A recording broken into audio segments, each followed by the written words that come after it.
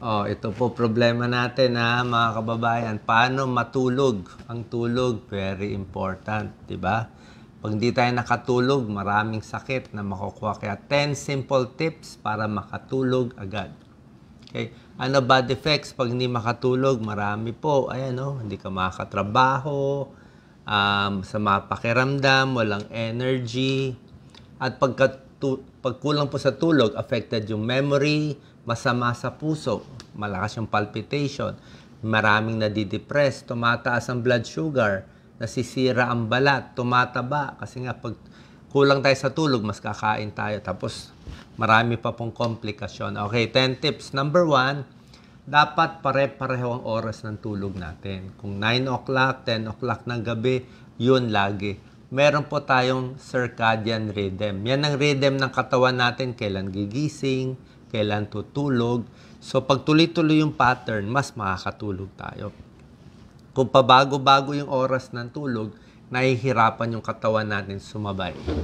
Number 2, ito po. Yung kama nyo dapat komportable. Sa pag-aaral, ang gusto nilang mattress, yung hindi yung sobrang lambot, nakalubog ka na, hindi rin yung sobrang tigas. Medium firm mattress ang pinakamaganda sa lahat. Pati yung pillow, yung una, napakahalaga, yung tamang-tama sa neck. Kasi kung sobrang lambot o sobrang tigas yung unan nyo, hindi rin maganda. Okay?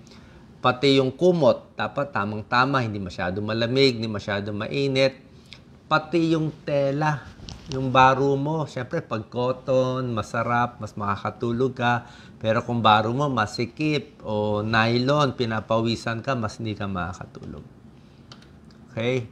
Number 3, iwas magsiesta sa umaga o tanghali. Alam ko yung iba, di ba, napuya, tapos matutulog ng mahaba sa tanghali, lalo ng mga senior citizen. Tapos magre-reklamo, hindi makatulog sa gabi, hindi po. So, pinakamaganda, ipunin na lang yung tulog sa gabi. Kasi pag natulog ka na ng 2 oras sa tanghali, hindi ka na makakatulog sa gabi. Di ulit ng ulit, lagi kang puyat. Turn off all computer, syempre, pag nanonood tayo ng TV, video game, nagsa-search tayo, ang mga cellphone kasi po, ito po ayon sa pag-aaral, may blue light eh. Meron siyang blue light, kaya meron nga minsan may mga filter. Pag may blue light yung cellphone, halos lahat ng cellphone may blue light, sinusuppress yung melatonin sa katawan natin. Pag sinuppress yung melatonin, hindi tayo maantok.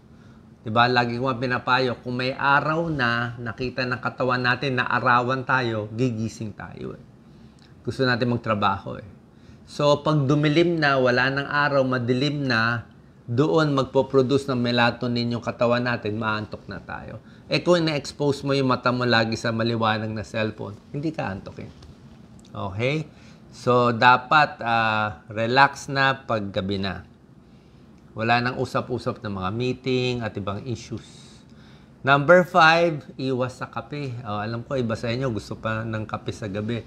Anything na caffeinated, kahit soft drinks, chocolate na matatapang, o green tea, di ba? O yung maraming caffeine, wag na po 4 hours before sleeping. Kung matutulog ka alas 6 p.m., wag na uminom. Kasi minsan 4 hours yung epekto ng kape. Okay? So, depende yan sa tao. Yung iba nga kahit sa umaga ayaw nila eh. So, depende po sa inyo. Number 6, kailangan relax. Diba? Meditation, massage, reduce anxiety, nagdarasal, lahat po yan. Parang pinapakalma natin yung utak natin. Yan, kalmado siya. Number 7, pwede maligo sa gabi. Ako, mas gusto ko maligo sa gabi kaysa sa umaga. Eh, diba? Siyempre sa hapon, ang dami ng alikabok, ang daming dumi, diba? Iba ayaw maligo. Pero kung maliligo kayo, mas gaganda yung temperature ng katawan. Lalo na kung medyo maligamgam ang init ng tubig. So, 1 to 2 hours before sleeping, ayan po, 10 minutes shower, maganda sa tulog. Relax kayo. Malinis pa. Hindi pa madudumihan yung kama ninyo. Diba? Kasi pag natulog tayo, hindi tayo naghilamos o hindi tayo nag-shampoo, di yung alikabok sa buhok natin, pupunta sa unan, tapos pag tagilid natin, yung alikabok, yung dumi, pupunta sa mukha. Pagising, may tigyawat na o may kuliti. Exercise is very important. Pag nag-exercise tayo, naglalakad tayo, mas magpaproduce ng happy hormone, serotonin, mababawasan yung anxiety at cortisol level, mababawasan yan. So, bawas stress, more happy hormones, mas makakatulog ka. Pero yung konting exercise lang, huwag din yung sobrang pagod. Pag sobrang pagod, talagang jogging na, running na malayo sa gabi, baka hindi ka rin makatulog. So, moderate exercise. Kung gusto nyo, yung very strenuous exercise sa umaga. Gabi, lakad-lakad lang. Number 9, iwas alak. Okay, maraming ginagamit yung alak pampatulog. Mali po. Sobrang alak, mali, nakakasira ng atay, pwede prone ka magkaroon ng brain hemorrhage. Tunay po yan.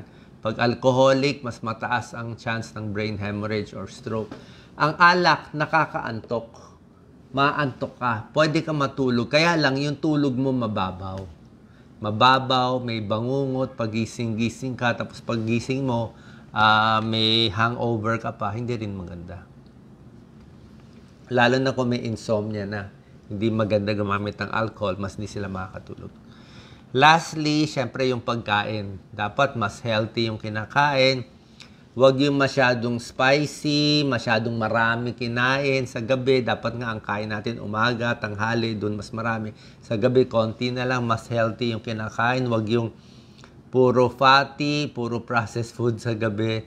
Tapos maghintay at least 3 hours, 3 to 4 hours pagkatapos kumain bago matutulog. Kaya pag natulog nyo 10 p.m., huling kain nyo mga siguro 6 or 7 p.m. Okay, yan ang 10 tips natin. Ito mga pinapakita ko sa inyo. Wait 3 hours before sleeping pag kumain. May mga pagkain na nakakatulong makatulog. Iwas sa mga spicy. Ano ang masama sa pagtulog? Yan, maliwanag. Kung masyado maliwanag, masyado maingay, mainit, kape, alak. Ano makakatulong sa magandang tulog? Exercise, tamang oras. Pwede rin melatonin supplement. Kung gusto nyo, melatonin, pwede rin. Magnesium at yung mga mababangong amoy, lavender. Ito yung mga iwasan, syempre, di ba? Oily, pizza, masakit sa tiyan, spicy, hot sauce, di ba? Ito yung mga pampatulog, yung mga nuts, fish. Ito chamomile tea, wala namang caffeine to. Fruits, yogurt, legumes, banana, pamparelax. Melatonin supplement, okay naman po. Marami gusto ng sleeping pills. Actually, hindi ko marirecommend sleeping pills kasi lalo na sa senior citizen. Minsan kasi baka malasing kayo masyado. Minsan matapang masyado mga sleeping pills. Okay, a good night's sleep, very important for productivity. Tao lang talaga ang may insomnia, yung mga hayop walang insomnia. Mga babae, mas nakakatulog, mas mahaba tulog ni Doc Lisa kaysa sa akin. Okay lang hindi kumain, pero hindi pwede walang tulog. Okay? 11 days walang tulog, namamatay yung tao. Delikado po. Okay? So, yan po yung mga bad effects ng lack of sleep. Sana po nakatulong tong video natin para ma-adjust nyo yung kama nyo, yung buhay nyo. Dapat mentally relax lang. Tapos isip lang ng mga walang kabagay-bagay at magdasal din bago matulog. God bless po.